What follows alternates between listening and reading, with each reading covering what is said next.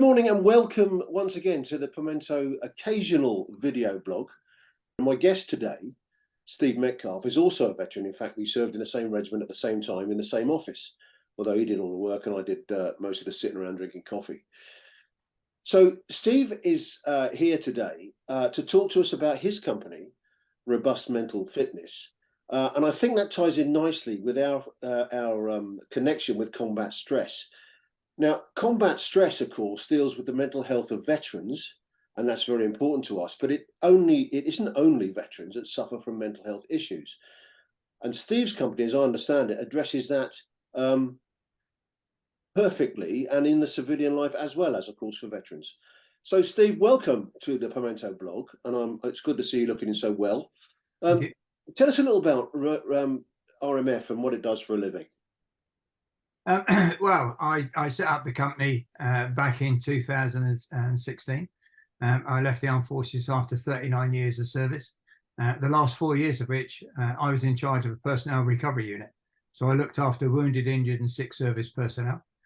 Many of those soldiers had attained some pretty challenging injuries on operations, and that ranged from things like single, double, triple amputations, gunshot wounds, blast injuries, sight impairment, hearing loss, facial disfigurements. Some of their injuries were nothing to do with operational service. It would be things like work accidents, sporting injuries, general health conditions and assaults.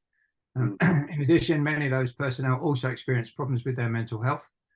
For some, that was a direct reflection of their injuries in service. For others, it had developed prior to them joining the armed forces, but then made worse by the service. And in some circumstances, it was nothing to do with the armed forces at all. Additionally, some had both mental as well as physical ill health, and we refer to that as comorbidity. And unfortunately, because of some of their injuries, their lifestyle changes, and for some, the unexpected transition out of the armed forces, some of those personnel had thoughts of suicide, some planned their suicide, some even made suicide attempts. Fortunately, nobody completed suicide.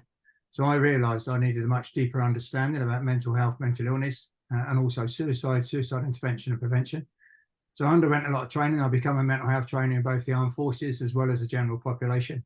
And I'm also an applied suicide skills trainer, because I know that if you can recognise distress in people, you can, approach that person, you can be open to them, you can listen, understand their issues and challenges from their perspective. You can provide them with the support and information they need, and also encourage them to connect up with the appropriate professional services, but also the other supports. People can start to recover, they can start to move forward, they can get on with their lives again, and obviously have a much better well-being. So I set up the company, Robust Mind Mental Fitness Limited. That sounds like that's great, Steve, and what a good idea you had there. I have worked with your former unit in the past, but they do great work, and I thank you for that part of your service. So what do you define exactly as robust mental fitness? How do you define that, Steve? Yeah, well, robustness is very much about your ability to bounce back. And we need robust minds. Our minds can be damaged, they can be injured, but we need to then be able to pick ourselves up and start moving forward. So it's very much about having a much better understanding and awareness. And that in particular, when it comes to mental health, helps to reduce stigma and the discrimination that these people face within society. But it's also about, being able to challenge negative thoughts. When you start to think of things and look at things in a negative perspective, having that ability to challenge it. It's also about knowing your own limits, knowing when you're broken, having that confidence and ability to be able to reach out and get that help. So it's about owning your own problems and identifying those. It's about progression in small steps, knowing that, you're going to take this in small steps. It's not going to be just a massive quick recovery. And it's also about just being able to, to face up to things. So never, ever, fear failure. It's about fear and regret, because if you fear failure, you'll never reach your, sort of full potential. So you build that robustness in yourself and you build that robust mind. I think you've hit the nail right on the head there, Steve. And I think if I was to add anything to that from my own experience of combat stress, etc., there is nothing to be ashamed of. There is nothing that you should feel shame about if you've got a mental health issue. What you need is the cooperation, and of course, coming from a military background, you and I both know how important a cohesive support structure is to each individual. But I see that you don't just deal with veterans, although that's a very a matter close to both our hearts. You also talk and give your services to the civilian industry. So what services do you actually offer, and what are the lengths of the courses, etc.? Yeah, there's multiple different ones. There is a 2-day mental health first aid course, and this again is for anyone within the company. I would strongly recommend that you have a range of people right the way across the full spectrum of the management. So it's not just senior management, or it's not just junior staff, so that people can approach those people who are trained as mental health first aiders at all different peer levels. So again, that's the creme de creme of the training courses. And that one can actually be converted into an NVQ level 3 mental health first aiders qualification as well. So that's a real good thing for people to have. There is a 1-day course for those people who perhaps can't afford to have 2 days out of the workplace, but they still need more than just awareness training, but perhaps don't need to be fully trained as first aiders. And that is the Mental Health First Aid Champions, particularly good for management, staff, supervisors, people at all levels again. There is a shorter 4-hour mental health awareness training course, which then just gives people a good general understanding. There is also a 4-hour refresher mental health first aid course for those people that have qualified on the 2-day course, but after 3 years they need to re-qualify, just like you do with physical first aid training. I then offer a range of bespoke mental health awareness presentations, and again they range anywhere between an hour and 2 hours, depending upon what the company wants, how much involvement. All of those courses can be delivered face-to-face or online.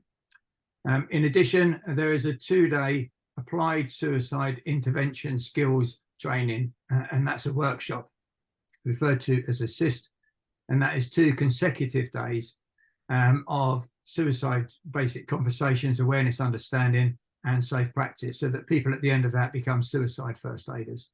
That one, unfortunately, has to be taught face to face because clearly it can't be done online. So that's the sort of breadth of the training options. Okay, I'm sure you can go into more detail when businesses contact you, as I'm sure they will. But in any business plan, and we as businessmen now will understand this, that a major consideration, particularly in the current climate, is cost.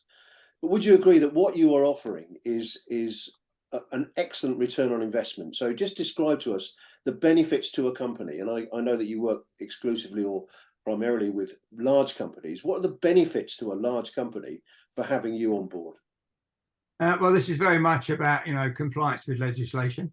Let's face it, health and safety is a big thing in the workplace, and health includes mental health, just like it does physical health. And unfortunately, a lot of people seem to misunderstand that.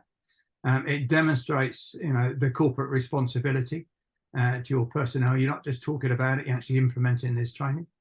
It then will cause a reduction in staff turnover, sickness, absence from the workplace, but also can help to reduce presenteeism, retention of key personnel, and therefore a reduction in recruiting and training costs, better staff morale and cooperation, and therefore much more engaged and committed employees. And hopefully that will then also lead to a reduction in grievances and complaints, and also improve services and productivity. Because let's face it, positive mental well-being in the workplace equals a much more productive workforce. And mental health awareness training, mental health first aid training should always be viewed as a spend to save measure, because you are investing in your employees, your staff. They are your greatest asset.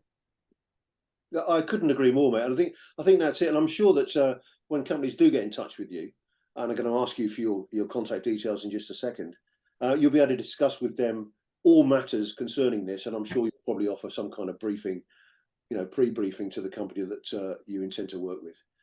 Well, thanks, mate. That was really useful. And I know that both our companies take a great deal of interest in mental health and the well-being of our employees and team members. So thanks for your time, mate, and I look forward to catching up with a beer at some stage. So just before I let you go, can you just give us your contact details, your email address, and what have you? Now we will put it on the screen here, so there's no need for anybody to grab a pencil. Although, like good NCOs, you should always answer the phone with a pencil in your top left-hand pocket. And a notebook.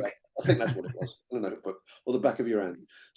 What are your contact details, mate? Okay, on my mobile is 077 20 895 141. My email is info at